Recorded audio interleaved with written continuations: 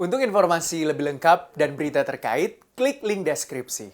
Dan jangan lupa juga untuk download aplikasi CNBC Indonesia yang tersedia di Play Store dan juga App Store. Jangan lupa subscribe ya. Jadi pertama ada beberapa strategi yang perlu kita komunikasikan kepada SKK Migas dan K3S bahwa strategi-strategi itu berupaya untuk menjaga jangan sampai turun produksi minyak.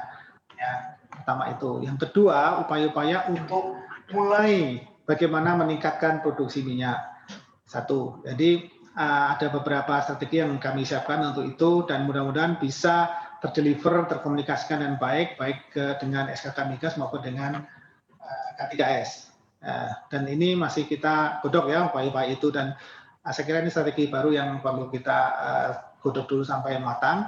Nah, kemudian untuk gas, program yang sudah ada saya kira sudah cukup bagus karena untuk gas kita sebetulnya secara potensi apabila proyek itu berjalan kita bisa memenuhi kebutuhan ya karena sudah ada banyak proyek ya untuk gas itu dan kalau itu dilaksanakan diharapkan bisa memenuhi kebutuhan sehingga tugas ini intinya adalah program yang tepat tadi disampaikan untuk ke industri selain gas tadi ke industri dan juga ke jaringan gas kota ya.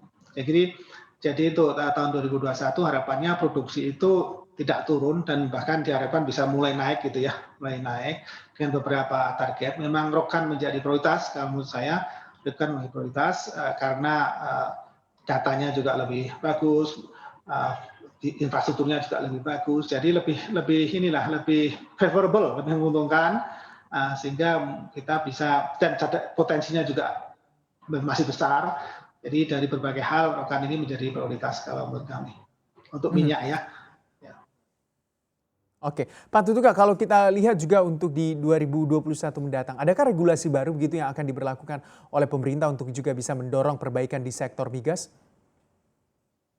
Ya, pertama regulasinya itu adalah mempercepat ya terlaksananya enhanced oil recovery, kemudian juga untuk eksplorasi unconventional MNK itu karena MNK itu minyak non konvensional itu potensinya kita sebetulnya besar tapi belum tersentuh gitu ya dan kami perkirakan sementara ini kami lihat bahwa di sentra Sumatera Basin juga diharapkan mempunyai potensi yang sangat besar jadi karena ketertarikan dari pihak luar juga dan kita juga pernah melihat itu sehingga itu menjadi hal yang penting untuk ditindaklanjutin. Jadi ada perubahan di regulasi di sana untuk mempercepat peningkatan produksi ini. Jadi tadi saya sebutkan di OR mungkin perlu regulasi untuk strategi yang kami siapkan supaya bisa jalan.